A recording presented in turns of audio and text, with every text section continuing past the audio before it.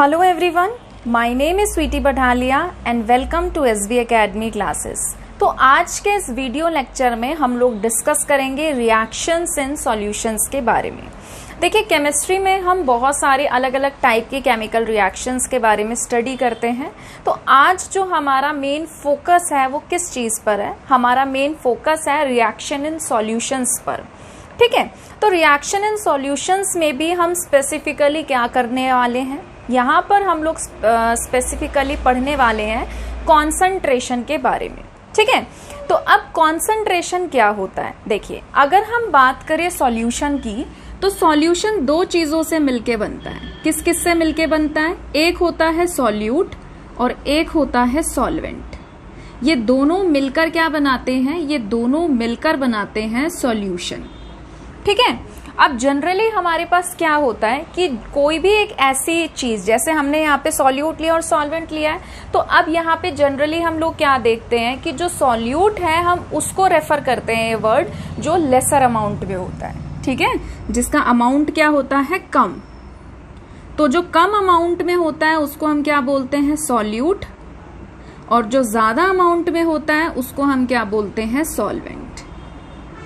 ठीक है, ज्यादातर हम लोग क्या देखते हैं, अगर कोई भी हमारा जो सब्सटेंस है जिसको हम डिसॉल्व कर रहे हैं उसको हम बोलते हैं सॉल्यूट, और जो हमारे पास दूसरा अदर सब्सटेंस है जो कि ज्यादा क्वांटिटी में प्रेजेंट है और जिसके अंदर सॉल्यूट डिसॉल्व किया जा रहा है उसे हम बोलते हैं सॉल्वेंट। जैसे कि फॉर एग्जांपल, अगर मैं आपसे बात करूं कि भाई मैंने क्या किया, एक ग्लास पानी लिया और उस एक ग्लास पानी के अंदर मैंने क्या किया, एक चम्मच चीनी मिला दी।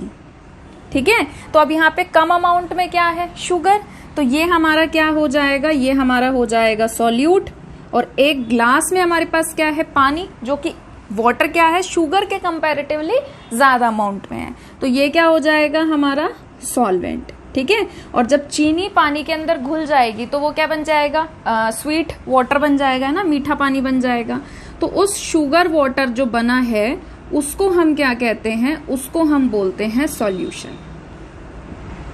ठीक है, तो हमारे पास एक वर्ड आता है और उस वर्ड का नाम क्या है? कॉन्सेंट्रेशन। कॉन्सेंट्रेशन क्या है? कॉन्सेंट्रेशन में ना बेसिकली हम इस चीज पर फोकस करते हैं कि जो भी सॉल्यूट हम डिसॉल्व कर रहे हैं किसी सॉल्वेंट के अंदर या किसी सॉल्यूशन के अंदर, उस सॉल्यूट का अमाउंट कितना है। ठीक है, कितना हमारा सॉल्यूट डिसॉल्व हो रहा है सॉल्वेंट में या फिर सॉल्यूशन में, इसी टर्म को हम क्या कहते हैं? कॉन्सेंट्रेशन। ठीक है, तो कॉन्सेंट्रेशन पढ़ने के या एक तरीके से समझने के हमारे पास ना अलग अलग तरीके होते हैं, जिसमें हम लोग क्या पढ़ते हैं? मास परसेंटेज, वॉल्यूम परसेंटेज, ठीक है, पार्ट्स पर million, molarity, molality, normality, mole fraction.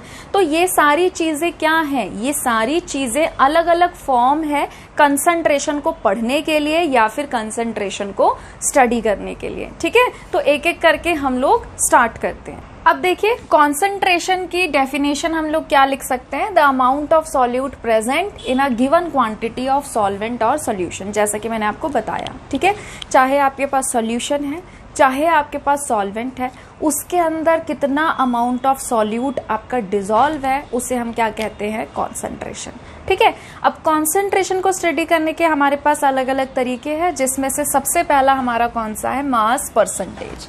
Mass percentage आप ऑलरेडी पढ़ चुके हो। ठीक है, मास परसेंटेज जिस भी चीज का आपको निकालना है, जैसे कि आपके पास दो कंपोनेंट हैं, ठीक है, ए और बी, तो आपको अगर कंपोनेंट ए का मास परसेंटेज निकालना है तो ए का मास पुट करिए अपॉन में टोटल मास ए और बी का जोड़ के, ठीक है, इनटू में क्या करना है? 100।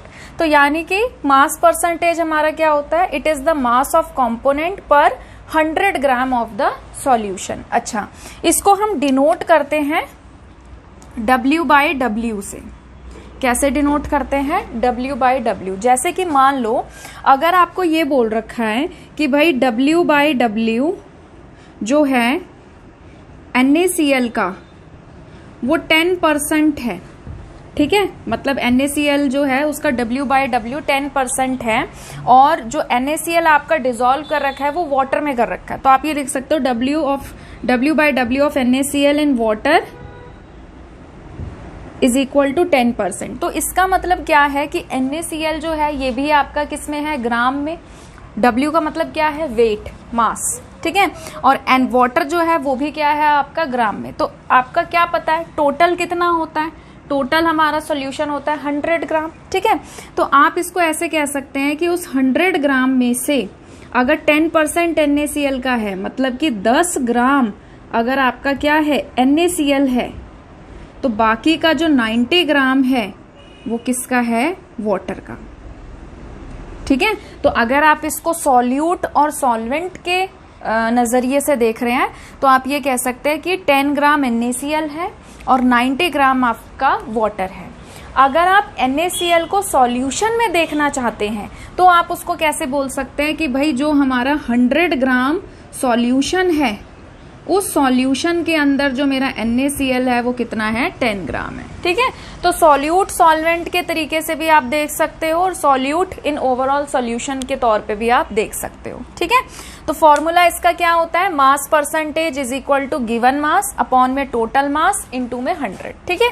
तो अब आपकी अंडरस्टैंडिंग के लिए मैंने एक न्यूमेरिकल लिख रखा है, इसको हम कर लेते हैं। आसान सा है, कोई दिक्कत नहीं आएगी आपको, बट टॉपिक के साथ साथ अगर एक एक न्यूमेरिकल आप करते रहोगे तो थोड़ा आपको आइडिया लगता रहेगा, ठीक है। अब देखिए क्वेश्चन है, if 11 gram of oxalic acid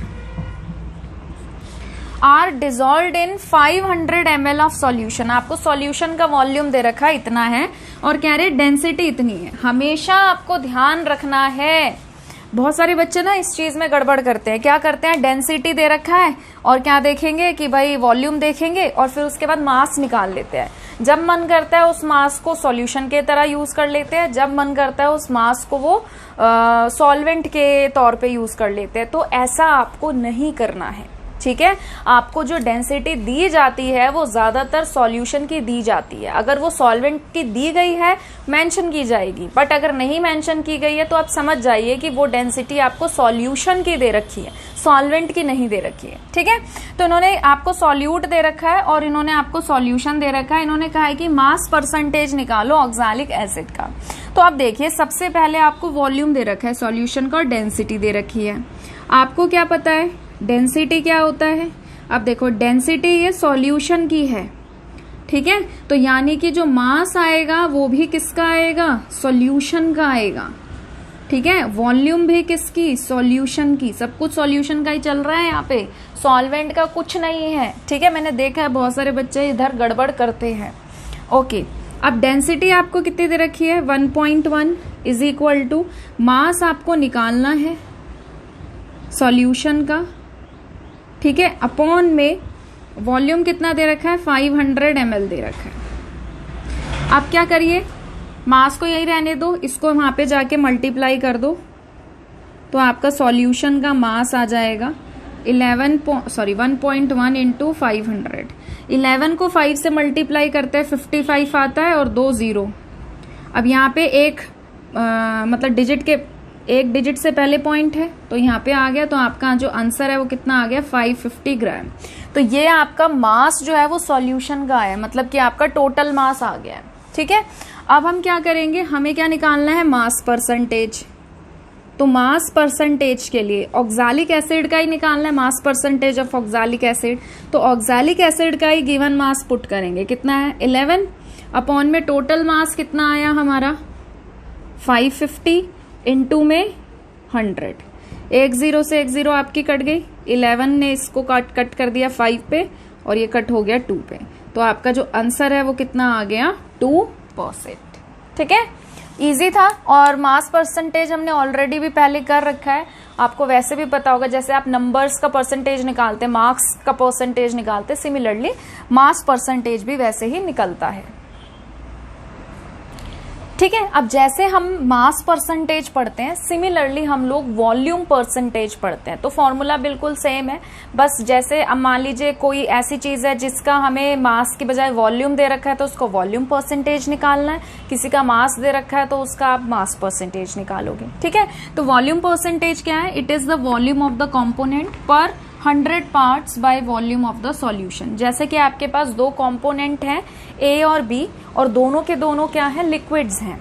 ठीक है, और आपको वॉल्यूम परसेंटेज अगर निकालना है ए का, तो आप क्या करेंगे? ए की वॉल्यूम पुट करेंगे, अपॉन में टोटल वॉल्यूम पुट करेंगे, और इनटू में क्या कर देंगे? 100।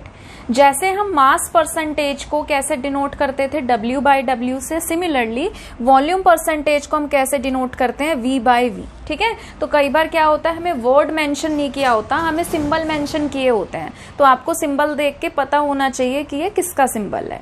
ठीक है, उसके बाद नेक्स्ट है हमारा पार्ट्स पर मिलियन। अब देखिए, जिसको हम शॉर्ट में क्या बोलते हैं? पीपीएम। पीपीएम के नाम से ज्यादा फेमस रहता है।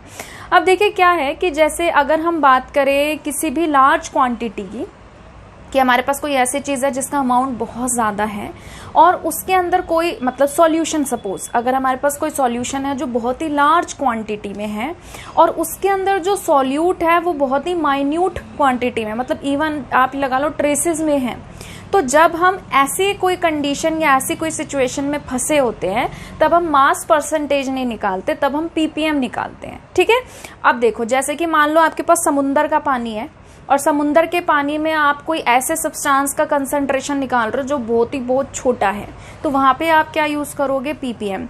अब जैसे कि मैं आपको एक एग्जांपल से समझाती हूँ। मान लीजिए हमारे पास जो ये आता है ना, गवर्नमेंट का जो वाटर सप्लाई आता है, ठीक है, आपके पास वाटर सप्लाई आया, वाटर सप्लाई से पानी आया, और आपने क्या किया? उसका 1 लीटर ले लिया, जो वाटर सप्लाई का पानी आया। अब आप क्या कर रहे हैं? इस 1 लीटर के अंदर आपको क्या निकालना है? आपको ये देखना है कि भाई क्लोरीन जो है ना, उसका अमाउंट है फॉर एग्जाम्पल 3 × 10⁻³ ग्राम, और आपसे कहा कि आप इसकी कॉन्सेंट्रेशन बताओ। अब कॉन्सेंट्रेशन में तो देखो, आप इसका मास परसेंटेज भी बता सकते हो, और अगर आप चाहो तो इसका पीपीएम भी बता सकते हो। तो हम दोनों देख लेते हैं। अगर हम इसका मास परसेंटेज निकालेंगे, तो मास परसेंटेज का फॉर्मूला क्या होता है? गिवन मास अपॉन में टोटल मास। टोटल मास मतलब कि 1 लीटर है आपका, है ना। अब अगर 1 लीटर की बात करें तो देखो, वाटर की डेंसिटी क्या होती है? 1। अगर आप डेंसिटी को 1 पुट करोगे तो ये कितना आ गया? मतलब डेंसिटी 1 है, तो ये आपका क्या आ गया? Mass by volume. तो यानी कि अगर ये आपका 1 kg है, तो ये किसके बराबर? 1 लीटर के हो सकता है ना। तो मैं यहाँ पे इस टाइम क्या कर रही हूँ? 1 kg पुट कर रही हूँ। अब क्योंकि मैंने ये ग्राम में पुट किया है, तो 1 kg को भी मैं ग्राम में पुट कर रही हूँ, तो कितना हो जाएगा? 1000। ठीक है, तो अब देखो, मास परसेंटेज जब हम निकालते हैं तो हम क्या करते हैं? × 100 भी करते हैं। तो अब देखो क्या हो जाएगा? 2 0 से आपका 2 कट गया, तो 3 × 10⁻⁻1, और ये भी ऊपर चला जाएगा 10⁻⁻3, तो ये आ जाएगा 3 × 10⁻⁻4%। बट अगर मैं इसका मास परसेंटेज ना निकाल के इसका पीपीएम निकालूं, ठीक है, तो पीपीएम निकालेंगे तो पीपीएम का फॉर्मूला देखो क्या होता है? Mass of component A, chlorine का निकालना है, तो क्लोरीन का मास पुट कर दिया, अपॉन में टोटल मास ऑफ सॉल्यूशन कितना है? 1000 × में 10⁻6। ठीक है, 3 0 से आपकी 3 कट गई, और वो जो 3 बची उससे ये कट गई। ठीक है, तो यानी कि आपका जो आंसर है वो कितना आ गया? 3 ppm। तो आप देख सकते हैं कि 3 ppm कितना कन्वीनियंट है। यहाँ पे कितना छोटा हमारा आंसर आ गया 3, जबकि यहाँ आप देखो क्या आ रहा है? 3 × 10⁻⁻4, जिसको हम इस तरीके से भी लिख सकते हैं। कैसे? 0.0003% लिख सकते हैं ना। तो इसीलिए जब भी हमारे पास ऐसे सिचुएशन होती है कि सॉल्यूट हमारा बहुत ही ट्रेस अमाउंट में है, बहुत ही कम अमाउंट में है, तो वहां पे हम लोग पीपीएम निकालना प्रेफर करते हैं, वहां पे हम मास परसेंटेज नहीं निकालते हैं। अब देखिए, अब हमारा नेक्स्ट टॉपिक है मोलारिटी, और मोलारिटी को आप मार्क कर लीजिए, वेरी वेरी इंपॉर्टेंट, बहुत ही ज्यादा इंपॉर्टेंट है। ठीक है, क्योंकि जब आप प्रैक्टिकल्स वगैरह करेंगे तो वहां पे भी मोलारिटी बहुत ज्यादा काम आता है। ठीक है। अब देखिए मोलारिटी होता क्या है, it is the number of moles of solute dissolve पर लीटर ऑफ द सॉल्यूशन। मतलब कि अगर हम सॉल्यूशन ले रहे हैं 1 लीटर, तो उस 1 लीटर के अंदर सॉल्यूट के कितने मोल्स डिजोल्व हैं वो क्या बताता है, उसकी मोलारिटी बताता है। ठीक है। अगर हम मोलारिटी के सिंबल की बात करें तो इसको हम डिनोट करते हैं कैपिटल M से। ठीक है। फॉर्मूला इसका क्या बनता है, मोल्स ऑफ सॉल्यूट अपॉन में volume of solution in litre. देखो सिंपल सी चीज है, मोलारिटी का मतलब ही यही है कि सॉल्यूट के कितने मोल्स डिसॉल्व हैं 1 लीटर सॉल्यूशन के अंदर, तो वही उसका फॉर्मूला बनेगा कि सॉल्यूट के कितने मोल्स डिसॉल्व हैं volume of solution in litre, मतलब 1 लीटर के अंदर कितने मोल्स ऑफ सॉल्यूट डिसॉल्व हैं। अगर मान लीजिए सपोज आपको यहाँ पे लीटर नहीं दे रखा, यहाँ पे आपको क्या दे रखा है, मिलीलीटर दे रखा है, तो आप क्या करेंगे, आप कर देंगे इनटू में 1000, तो वो फॉर्मूला क्या बन जाएगा, वो बन जाएगा मोल्स ऑफ सॉल्यूट अपॉन में volume of solution in ml। अब क्या कर रहे हो आप, ml कर रहे हो, पर हमें किस में पुट करना होता है, हमें लीटर में पुट करना होता है। तो जब हम लीटर में पुट करेंगे, जो भी हमारा वॉल्यूम है हम उसको क्या करेंगे, डिवाइड बाय 1000। मिलीलीटर से अगर लीटर में चेंज करना है तो आप क्या करोगे, डिवाइड बाय 1000 करोगे, तो वो ऊपर जाके क्या हो जाता है, मल्टीप्लाई। तो हम इसको कैसे लिख देते हैं, हम डायरेक्ट इसको ऐसे लिख देते हैं, मोल्स ऑफ सॉल्यूट इनटू में 1000 अपॉन में volume of solution in ml। ठीक है। अब देखिए अगर हम इसके यूनिट की बात करें तो यूनिट इसकी सिंपल सी यहीं से बन जाएगी, ऊपर क्या है मोल्स, नीचे क्या है वॉल्यूम इन लीटर। तो इसकी जो यूनिट होती है वो क्या बनती है, वो बनती है मोल पर लीटर। और आपने देखा भी है कि अगर हम SI यूनिट्स में बात करें, ठीक है, या हम अगर दूसरे यूनिट्स में बात करें तो हम लीटर को किस में लेते हैं, हम लीटर को डेसीमीटर क्यूब में भी रिप्रेजेंट करते हैं। तो इसकी यूनिट मोल डेसीमीटर क्यूब भी लिख सकते हैं, मतलब एक ही बात है। ठीक है। अब देखिए इसका फॉर्मूला हो गया, इसकी यूनिट हो गई। अब हम बात करते हैं मोलारिटी के एक डिसएडवांटेज की। ये पेपर में 1 मार्क्स में कई बार आ जाता है कि मोलारिटी और मोलालिटी में कौन अच्छा है बताओ, या इनकी क्या डिसएडवांटेज है, तो इस तरीके के सवाल आपको मिलते हैं। तो मोलारिटी की एक डिसएडवांटेज क्या होती है, अगर आप इसके फॉर्मूले को ध्यान से देखो तो इसका फॉर्मूला क्या होता है, मोल्स ऑफ सॉल्यूट अपॉन में volume of solution in litre. मतलब कि अगर मैं आपसे पूछना चाहूं कि बताइए ये टेम्परेचर डिपेंडेंट होगा या नहीं होगा, ऑब्वियस सी बात है कि अगर टेम्परेचर बढ़ेगा या घटेगा तो वॉल्यूम जो है उसमें क्या आएगा, एक्सपेंशन या फिर कॉन्ट्रैक्शन। वॉल्यूम जो है वो क्या होती है, टेम्परेचर डिपेंडेंट। अगर आप टेम्परेचर को बदल रहे हो, टेम्परेचर चेंज हो रहा है, तो वॉल्यूम भी क्या होती है, चेंज होती है। और अगर वॉल्यूम चेंज हो रही है तो ऑब्वियस सी बात है कि मोलारिटी भी क्या हो जाएगी, चेंज। ठीक है। तो ये इसकी डिसएडवांटेज है कि मोलारिटी टेम्परेचर डिपेंडेंट होता है, टेम्परेचर चेंज होगा तो वॉल्यूम चेंज होता है, और वॉल्यूम अगर चेंज होता है तो क्या चेंज हो जाती है, मोलारिटी की वैल्यू। ठीक है। चलिए अब एक क्वेश्चन देखते हैं मोलारिटी पे, क्या है, 2.4 gram of NaOH are dissolved in water. पानी है और पानी में हमने इतने ग्राम सोडियम हाइड्रोक्साइड डिजोल्व कर दिया, और उन्होंने कहा है कि उस सॉल्यूशन को हमने 100 सेंटीमीटर क्यूब तक बना दिया है। आपको पता है ना, क्या पता है कि 1 लीटर हमारा बराबर होता है 1 डेसीमीटर क्यूब के, और 1 ml हमारा बराबर होता है 1 सेंटीमीटर क्यूब के। तो ये आपको क्या दे रखा है, ये आपको दे रखा है 100 ml। ठीक है। In a volumetric flask calculate the molarity of the solution. Molarity का ये फॉर्मूला होता है। ठीक है। तो आपको वॉल्यूम दे रखा है ml में, तो आप यहाँ पे पुट कर सकते हैं, इनटू 1000 कर सकते हैं। आपको क्या पता होना चाहिए, मोल्स पता होने चाहिए सॉल्यूट के, और सॉल्यूट आपका क्या है, NaOH, क्योंकि लिखा है ना इतने ग्राम NaOH को डिसॉल्व कर रहे हैं वाटर में। ठीक है। तो हम क्या निकाल लेते हैं, हम इसके मोल्स निकाल लेते हैं।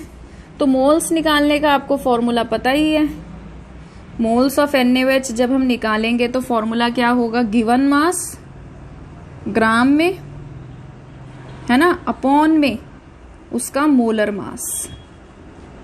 तो गिवन मास आपको कितना दे रखा है, 2.46, और मोलर मास NaOH का कितना होता है, 40। ठीक है। याद रखा करो, जो कॉमन चीजें हैं उनका तो आपको निकाल के याद हो जाएगा। सोडियम का कितना होता है मास, 23, ऑक्सीजन का कितना होता है 16, और हाइड्रोजन का कितना होता है 1। ठीक है। तो 23 और 1 कितने हो गए? 24। 24 प्लस 16, 24 में 6 ऐड किया 30 और 10 ऐड किया 40, ठीक है। तो कितना आ गया आपका? ये 40 ग्राम आ गया। तो इसको कर दो डिवाइड और देखो क्या आंसर आ रहा है आपका।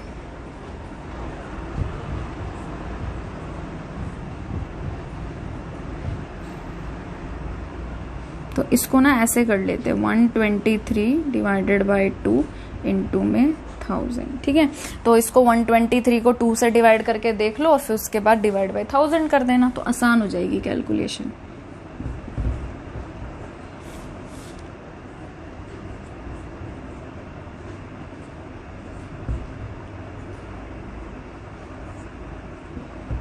आ गया ना। तो ये कितना आ गया आपका? इसको डिवाइड करके आपका जो आंसर है वो आया है 61.5 डिवाइड बाई 1000। ओके। अब आप क्या करो, अब जब इसको आप डिवाइड बाई 1000 करोगे तो लिख लो भाई, यहाँ पे तो है ही पॉइंट, आपको 3 डिजिट के आगे और लगाना है, 1 2 और इधर एक और 0 लग जाएगी और यहाँ पॉइंट। तो ये आप क्या निकाल रहे थे? ये आप निकाल रहे थे मोल्स। तो मोल्स को जब एज अ यूनिट लिखते हैं तो ई नहीं आता है, ठीक है। मैं कई बार बताती हूँ। अब आपको क्या निकालनी है? अब आपको निकालनी है मोलैरिटी। तो मोलैरिटी के लिए देखिए मोल्स कितने आ गए? मोल्स आ गए 0.0615 अपॉन में, फिर क्या है? Volume of solution in ml हम पुट कर रहे हैं, तो ml में कितना दे रखा है? 100 और इनटू में क्या हो जाएगा? 1000। तो 2 0 से आपकी 2 0 कट गई, इसको आप 10 से मल्टीप्लाई कर दो तो ये आपका क्या आ जाएगा? 0.615 मोलर, ठीक है। इसको हम कैसे डिनोट करते हैं? कैपिटल M से। आप ऐसे भी लिख सकते हो और आप इसको ऐसे भी लिख सकते हो, 0.615 मोल पर लीटर, है ना।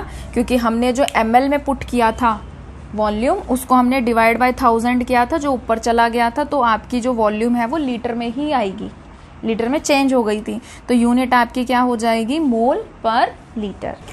अब देखिए नेक्स्ट टॉपिक है हमारा मोलैलिटी, ठीक है। तो मोलैलिटी क्या है? जैसे हमारा मोलारिटी होता है, सिमिलरली हमारे पास मोलालिटी भी एक अलग तरीका है कॉन्सेंट्रेशन को समझने का, ठीक है। अब इसका मतलब क्या होता है? इसका मतलब होता है it is the number of moles of solute dissolved per kg of the solvent. Please आप इस वर्ड को इग्नोर ना करें। मोलारिटी में हमारे पास वॉल्यूम ऑफ सॉल्यूशन होता है, जबकि यहाँ पे हमारे पास क्या है? पर केजी ऑफ द सॉल्वेंट है, सॉल्यूशन नहीं है, ठीक है। अब देखिए मोलालिटी का फॉर्मूला क्या होता है? इसका फॉर्मूला होता है सॉल्यूट के मोल्स अपॉन में mass of solvent in KG, ठीक है। अगर आपको मास ऑफ सॉल्वेंट ग्राम में दे रखा है तो आपका ये क्या बन जाएगा? मोल्स ऑफ सॉल्यूट अपॉन में मास ऑफ सॉल्वेंट इन ग्राम, और इस ग्राम को जब आप केजी में चेंज करेंगे तो डिवाइड बाय 1000 करेंगे, जो ऊपर जाके क्या हो जाएगा? मल्टीप्लाई, ठीक है। इसको हम डिनोट करते हैं स्मॉल m से। जैसे मोलारिटी को कैपिटल M से डिनोट किया जाता है, मोलालिटी को स्मॉल m से हम डिनोट करते हैं। अगर हम बात करें यूनिट की, तो यूनिट इसकी क्या बनेगी? देखो यहाँ पे क्या है? मोल्स, और नीचे क्या है? Mass of solvent in KG. तो ये आपकी बन जाएगी मोल पर केजी, ठीक है। अगर मैं बात करूं इसके टेम्परेचर डिपेंडेंस की, कि ये टेम्परेचर डिपेंडेंट होगा या इंडिपेंडेंट होगा, तो फॉर्मूले को ध्यान से देखिए, बताइए डिपेंडेंट होगा कि इंडिपेंडेंट होगा। यहाँ पे ये क्या है? Moles given mass upon molar mass जो करके हम निकालते हैं, और नीचे क्या है? Mass of solvent in KG. तो क्या टेम्परेचर चेंज होने से मास चेंज होता है? नहीं होता है। तो हमारा जो मोलालिटी है वो टेम्परेचर पे डिपेंड नहीं करता है, और इसीलिए मोलालिटी बेटर होता है किससे? मोलारिटी से, ठीक है। ये क्वेश्चन आपको पेपर में मिल सकता है, तो आप इसको ध्यान रखना। अब देखिए क्वेश्चन है, calculate the molality of a solution containing this gram of K2CO3 dissolved in 500 ml of solution। हमें क्या चाहिए होता है? यहाँ पे सॉल्वेंट चाहिए होता है, और हमें क्या दे दिया? सॉल्यूशन दे दिया, ठीक है। तो देखो सॉल्यूशन का वॉल्यूम दे दिया, सॉल्यूशन की डेंसिटी दे दी, तो हम लोग क्या निकाल सकते हैं इसका? हम लोग निकाल सकते हैं मास। तो डेंसिटी का फॉर्मूला क्या होता है? मास बाय वॉल्यूम, अब इन्होंने बोला है कि डेंसिटी किसके बराबर है 1 के और वॉल्यूम है हमारी 500, तो मास को यहीं रखो, इसको वहां ले जाके मल्टीप्लाई कर दो, तो ये बन जाएगा मास किसका आएगा, मास सॉल्यूशन का आएगा। ये ध्यान रखना, सॉल्वेंट का नहीं आएगा, बार बार कह रही हूं, यहाँ पे बच्चे बहुत गड़बड़ करते हैं, ठीक है। कहीं यहीं से मास निकालो डायरेक्ट पुट कर दो, ये सॉल्यूशन का मास आ रहा है, सॉल्वेंट का नहीं आ रहा है, और हमें यहाँ पे सॉल्वेंट का मास पुट करना होता है, सॉल्यूशन का नहीं, ठीक है। तो अब देखो ये क्या हो जाएगा, डेंसिटी इंटू में वॉल्यूम, डेंसिटी कितनी है 1 और वॉल्यूम कितना है 500, तो यानी कि जो आपका ये आ गया मास सॉल्यूशन का कितना आ गया 500 ग्राम।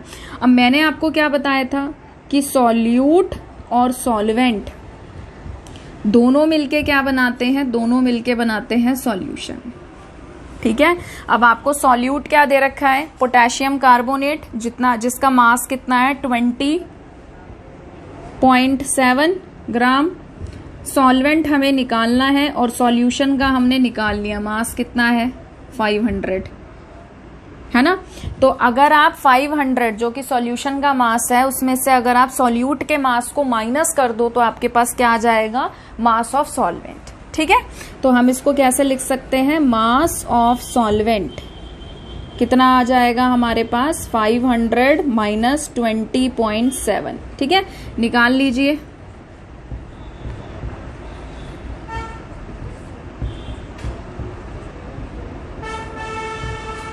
ठीक है, तो ये कितना आ गया, तो ये कितना आ गया आपके पास, ये आ गया 479.3 ग्राम।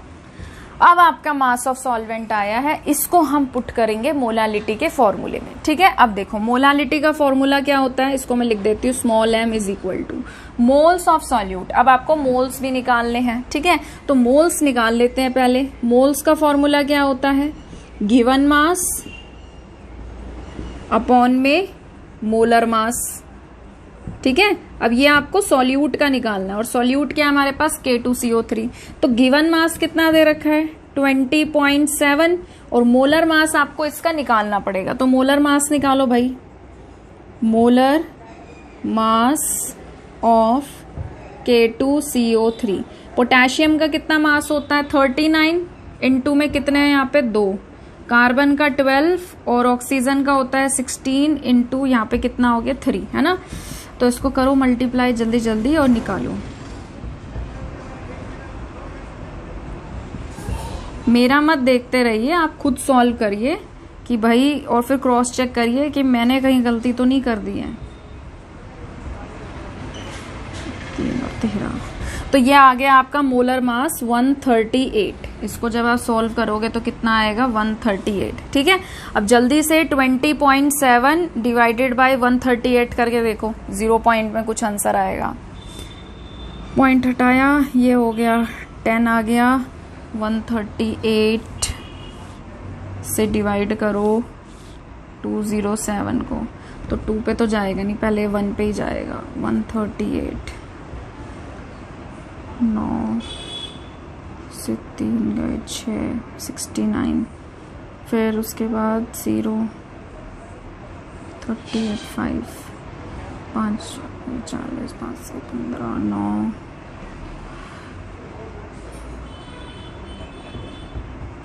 तो ये कट गया आपका 1.5 पे कट गया।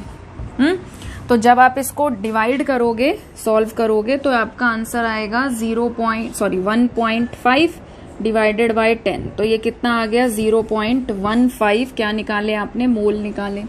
अब मोलालिटी के फॉर्मूले में पुट कर दीजिए, तो मोलालिटी का फॉर्मूला क्या होता है, मोल्स, जो कि आ गया 0.15 अपॉन में क्या चीज थी भाई, mass of solvent in KG. तो मास ऑफ सॉल्वेंट हमने कितना निकाला था 479.3। अब ध्यान रखना ये केजी में पुट करते हैं, बट क्योंकि मैं ग्राम में पुट कर रही हूँ तो ऊपर मुझे क्या करना पड़ेगा 1000 करना पड़ेगा, ठीक है।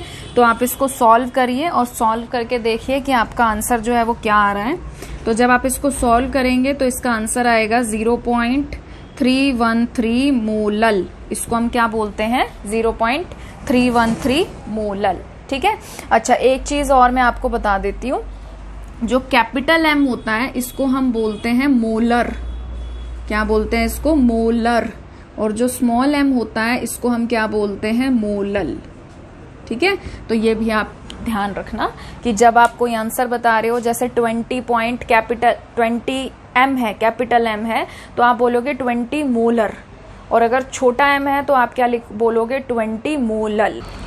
नेक्स्ट टॉपिक है हमारा मोल फ्रैक्शन। ठीक है, तो जैसे ही मोल फ्रैक्शन नाम से सजेस्ट कर रहा है, मोल फ्रैक्शन मतलब क्या होता है? मोल का फ्रैक्शन। ठीक है, तो आप जिस भी चीज का मोल फ्रैक्शन निकालना चाहते हैं उसके मोल्स रखिए और डिवाइड कर दीजिए उसे टोटल नंबर ऑफ मोल्स से। ठीक है, तो मोल फ्रैक्शन की देखिए क्या यूनिट होती है? It is the ratio of number of moles of one component to the total number of the mole present in the solution. ठीक है, अब देखिए इसका जो सिंबल होता है ये होता है काई।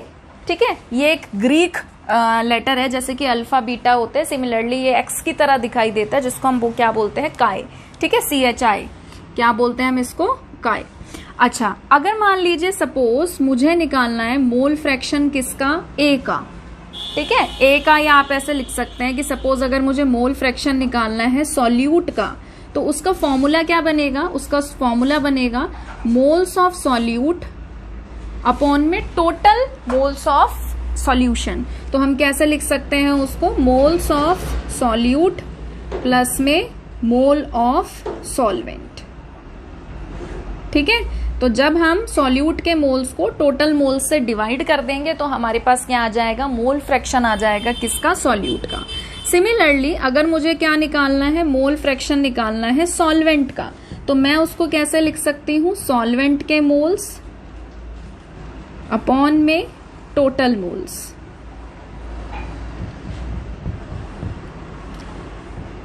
ठीक है, आई थिंक मुझे लगता नहीं है कि आपको कोई दिक्कत होगी, बट फिर भी मैं आपको एक और तरीके से समझाने की कोशिश करती हूँ। देखो, जैसे हम छोटी क्लास में होते हैं तो हम सीखते हैं ना कि जैसे सर्कल है और इस सर्कल का 4 पार्ट हैं और जिसमें से मैंने एक पार्ट को शेड कर दिया।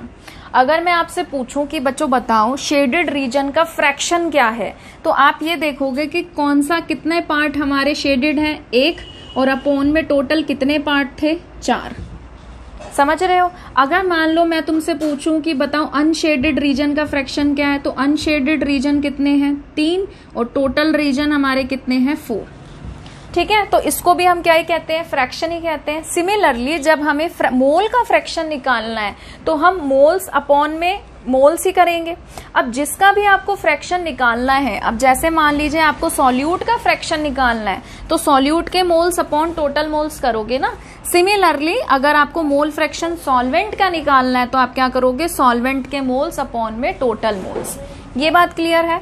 अब देखिए, अगर बाय चांस अगर मैं आपसे कहूं कि सॉल्यूट का मोल फ्रैक्शन है और सॉल्वेंट का मोल फ्रैक्शन है, और मैं दोनों के मोल फ्रैक्शन को अगर ऐड कर दूं, दोनों के मोल फ्रैक्शन का सम कर दूं, तो वो किसके बराबर होगा? ये आप खुद वीडियो को पॉज करके सोचिए कि वो किसके बराबर हो सकता है। ठीक है, अब देखो, अगर मैं इसकी बात करूं मोल फ्रैक्शन किसका? सॉल्यूट का, तो उसकी क्या वैल्यू होती है?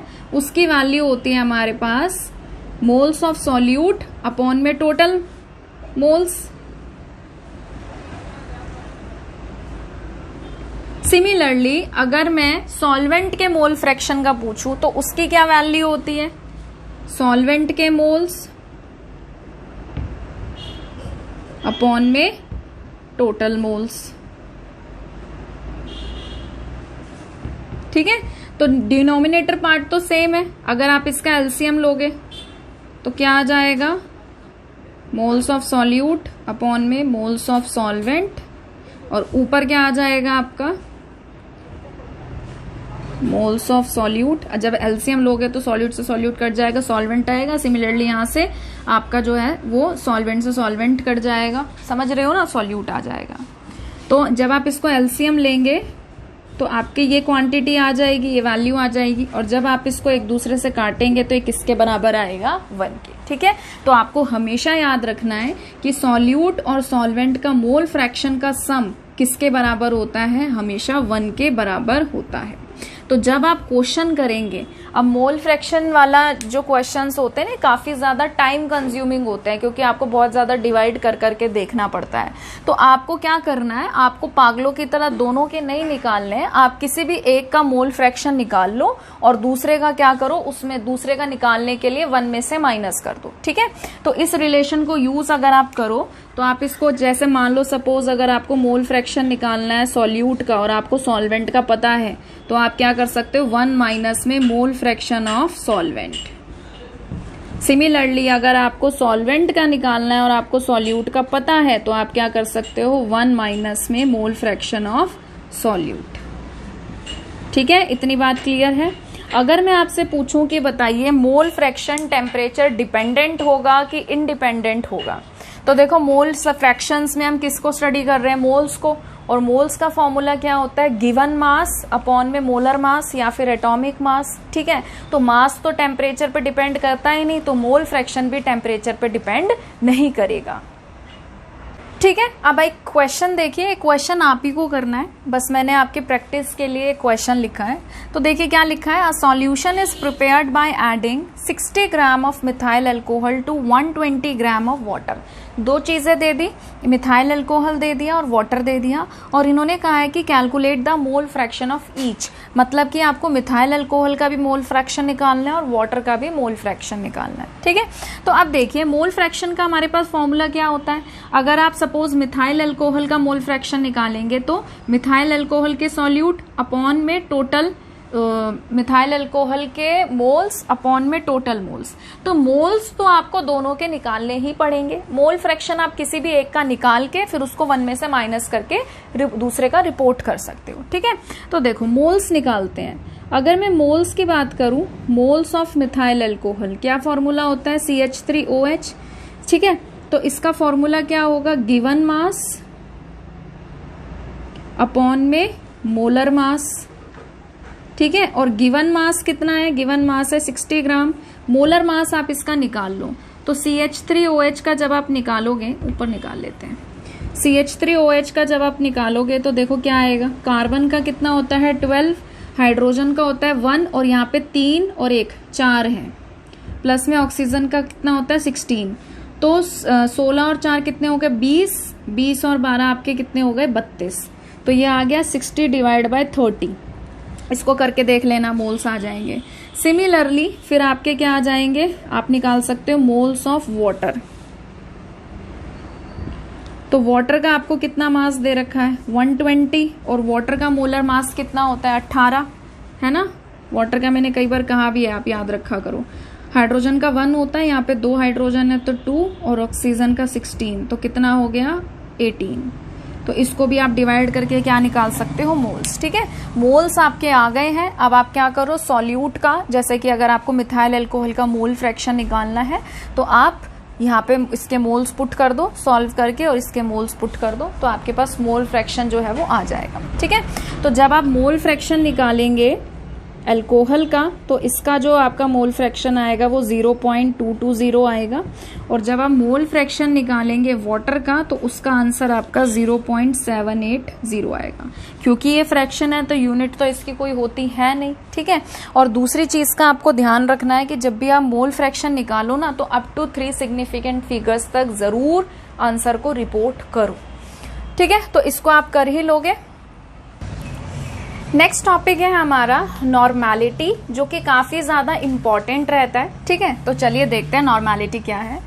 नॉर्मेलिटी होता है, it is the number of gram equivalent of solute dissolve पर लीटर ऑफ द सॉल्यूशन। मतलब आपको सॉल्यूशन लेना है 1 लीटर का, और उसके अंदर आपको देखना है सॉल्यूट का कितना ग्राम इक्विवेलेंट जो है वो डिसॉल्व है। तो जब आप क्या करेंगे, सॉल्यूट के ग्राम इक्विवेलेंट को डिवाइड कर देंगे volume of solution in litre से, तो आपकी क्या आ जाती है, नॉर्मेलिटी। ठीक है, अभी मैं एक एक करके सारी चीज आपको डिटेल में बताऊंगी। अब ग्राम इक्विवेलेंट जो है वो कैसे निकाल सकते हैं, तो ग्राम इक्विवेलेंट निकालने का फॉर्मूला होता है कि जो भी आपका सॉल्यूट का मास है उसको डिवाइड कर दो आप इक्विवेलेंट मास से। ठीक है, अब इक्विवेलेंट मास हम लोग कैसे निकालते हैं, इक्विवेलेंट मास निकालने का फॉर्मूला होता है मोलर मास अपॉन में एसिडिटी या फिर बेसिसिटी।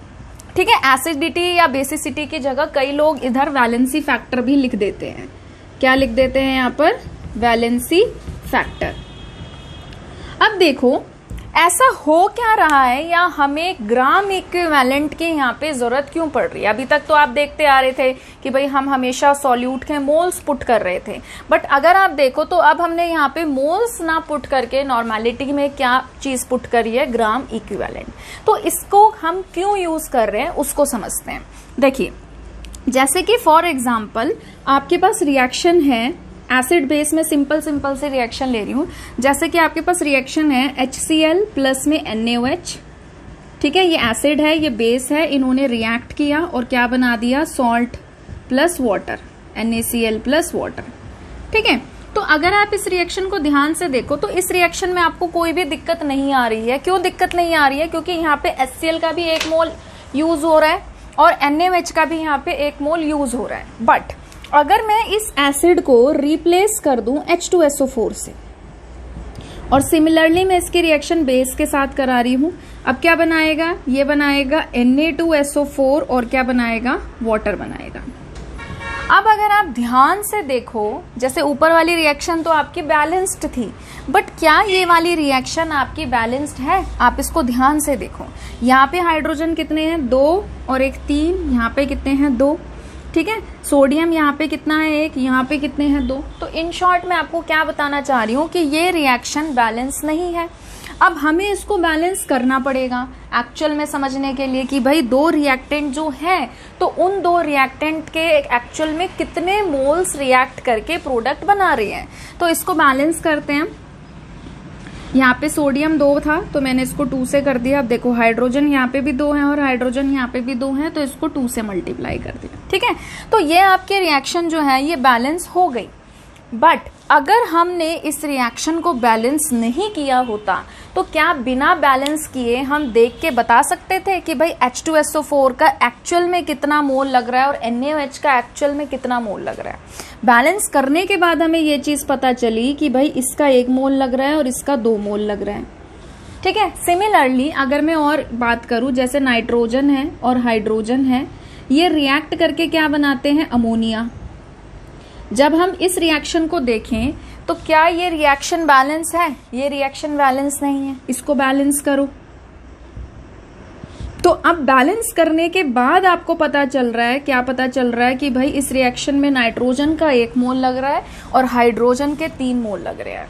तो दिक्कत यहीं से पैदा होती है, जहां पे रिएक्शन हमारी ऐसी है कि जिसमें मोल्स हमारे सेम है या हमारी रिएक्शन वो बैलेंस्ड है, वहां कोई दिक्कत वाली बात नहीं है। बट हमारे पास ऐसी बहुत सारी रिएक्शंस हैं जो बैलेंस नहीं होती और हमें करनी पड़ती है। तो अगर मान लो क्या हम मतलब अगर हम सोचे कि क्या हमारे पास कोई अलग तरीका है या कोई दूसरा मेथड है कि बिना मोल को बैलेंस किए हम बता दें कि भाई एक रिएक्टेंट दूसरे रिएक्टेंट के साथ एक्चुअल में कितनी क्वांटिटी के अकॉर्डिंग रिएक्ट कर रहा है, ठीक है। तो वही तरीका हमारा क्या होता है? Gram equivalent. ग्राम इक्विवेलेंट में हम लोग क्या करते हैं कि जो भी हमारा रिएक्टेंट है A और B, उसके मोल्स को बैलेंस किए बिना ही, मतलब उसकी रिएक्शन को बैलेंस किए बिना ही हम लोग बता देते हैं कि उसकी कितनी क्वांटिटी दूसरे रिएक्टेंट की कितनी क्वांटिटी के साथ रिएक्ट कर रहा है, ठीक है। तो ग्राम इक्विवेलेंट यहाँ पे हम क्यों यूज कर रहे हैं, मैं आपको ये समझाने की कोशिश कर रही थी, ठीक है। अब देखिए, इसको समझने के लिए एक क्वेश्चन हम लोग डिस्कस करेंगे। तो क्वेश्चन क्या है? क्वेश्चन है calculate the normality of the solution containing 31.5 gram of hydrated oxalic acid. अब ऑक्सैलिक एसिड क्या फॉर्मूला क्या होता है? COOH, और हाइड्रेटेड भी मेंशन कर दिया है तो क्या है? .2H2O, ये इसका फॉर्मूला होता है। और इन्होंने कहा है कि भाई वो हमारा जो सॉल्यूशन है वो 1250 मतलब कि 1250 ml जो है सॉल्यूशन उसका, ठीक है। तो अब देखिए, अब हमें क्या निकालना है? इसकी नॉर्मेलिटी। और नॉर्मेलिटी के लिए हमें क्या पता होना चाहिए? Gram equivalent. ग्राम इक्विवेलेंट ये निकलेगा और इसके लिए हमें क्या पता होना चाहिए? Equivalent mass. अब हम आते हैं, सबसे पहले ये और देख लेते हैं कि इक्विवेलेंट मास हम लोग कैसे निकालते हैं। अगर आपको इक्विवेलेंट मास निकालना है किसी एसिड का, ठीक है, तो एसिड के लिए आप लोग क्या देखोगे? एसिड के लिए आप लोग देखोगे उसकी बेसिसिटी। कि भाई वो कितने H+ आयंस जो है वो दे रहा है। जैसे कि अगर HCl की बात करें, ठीक है, तो HCl हमें कितने H+ देता है, 1। H2SO4 की बात करें तो वो हमें कितने H+ देता है, 2। ठीक है, तो अब देखो, जैसे कि मान लीजिए सपोज मुझे H2SO4 का इक्विवेलेंट मास निकालना है, तो मैं क्या करूंगी कि भाई जो भी H2SO4 का मोलर मास होता है, इसका मोलर मास कितना होता है, 98। ठीक है, अगर आपको नहीं आता है निकालना, वैसा तो आता ही होगा पर फिर भी देख लो। हाइड्रोजन का मास कितना होता है, 1, और यहाँ पे हाइड्रोजन कितने हैं, 2, तो 2 हो गया। सल्फर का 32, ऑक्सीजन का 16 होता है, और यहाँ पे कितनी ऑक्सीजन है, 4, तो 64 आ जाएगा। तो 2 + 32 + 64, जब आप इसको ऐड करेंगे तो ये कितना आएगा, ये आएगा 98।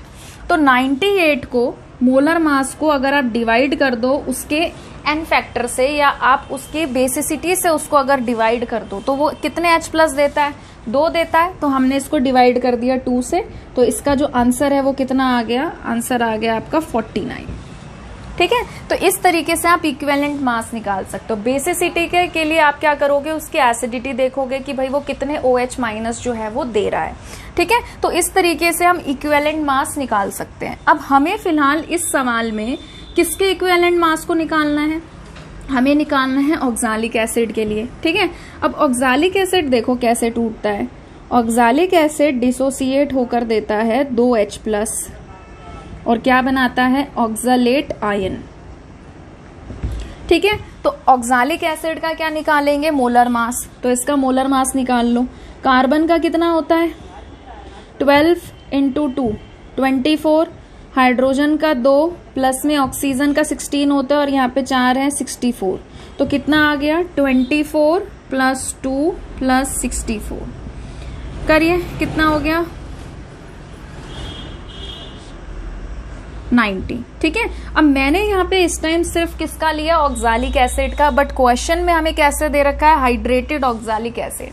अब वाटर का कितना होता है, वाटर का होता है 18, और यहाँ पे कितने वाटर है, 2, तो 18 × 2 कितना हो गया, 36, तो वो 36 भी हम इसमें ऐड कर देंगे, तो ये कितना आ गया, 126। अब इसका जो मोलर मास है वो 126 ग्राम आ गया। तो हम क्या करेंगे, जब इसका इक्विवेलेंट मास निकालेंगे, तो इक्विवेलेंट मास के लिए हम लोग क्या करेंगे, फॉर्मूला क्या होता है, मोलर मास, जो कि हमारा कितना आया, 126 डिवाइडेड बाय ऑक्सालिक एसिड कितने H+ देता है, 2 देता है, तो डिवाइडेड बाय कर देंगे 2, तो कितना आ जाएगा, ये आ जाएगा 63। ठीक है, अब हमने निकाल दिया इसका इक्विवेलेंट मास, तो इसका जो इक्विवेलेंट मास आया वो आ गया 63 ग्राम। उसके बाद हमें क्या निकालना है, ग्राम इक्विवेलेंट। तो ग्राम इक्विवेलेंट निकालने का हमारे पास फॉर्मूला क्या होता है, मास ऑफ सॉल्यूट, कितना मास दे रखा है, मास हमें दे रखा है 31.5 डिवाइडेड बाय इक्विवेलेंट मास, और इक्विवेलेंट मास हमने ऑक्सालिक एसिड का कितना निकाला है, 63, तो इसको डिवाइड कर दो 31.5 2 जा,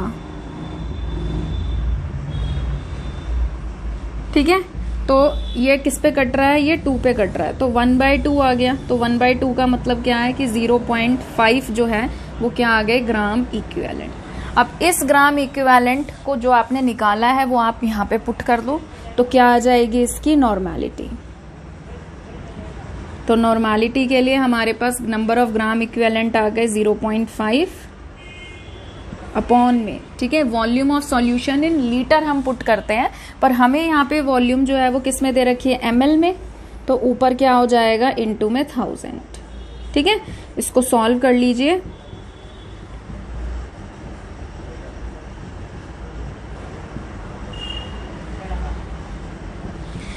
तो ये जो है ये आ गया है, ऊपर क्या क्या बचा है, 10 बचा है, और नीचे क्या बचा है, 25 बचा है। ठीक है, तो ये आपका कितना आ गया, 0.4 नॉर्मल आ गया।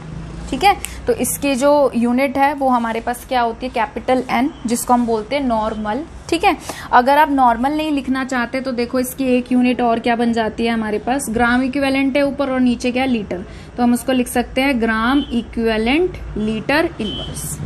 ठीक है, अगर मैं आपसे पूछूं कि बताओ नॉर्मेलिटी टेम्परेचर डिपेंडेंट होगा या फिर इंडिपेंडेंट होगा, अब देखो इसके फॉर्मूले में क्या आता है, वॉल्यूम, और आपको पता है कि वॉल्यूम टेम्परेचर पे डिपेंड करता है, तो ऑटोमेटिकली अगर टेम्परेचर चेंज होगा वॉल्यूम चेंज होगी, वॉल्यूम चेंज होगा तो नॉर्मेलिटी भी चेंज हो जाएगी, तो नॉर्मेलिटी टेम्परेचर पे डिपेंड करता है। ठीक है, तो आज हम यहीं पे इस लेक्चर को ख़त्म करते हैं और नेक्स्ट वीडियो लेक्चर में हमने आज जितने भी कंसंट्रेशन के अलग अलग तरीके पढ़े हैं उन्हीं पे बेस्ड हम लोग न्यूमेरिकल प्रैक्टिस करेंगे।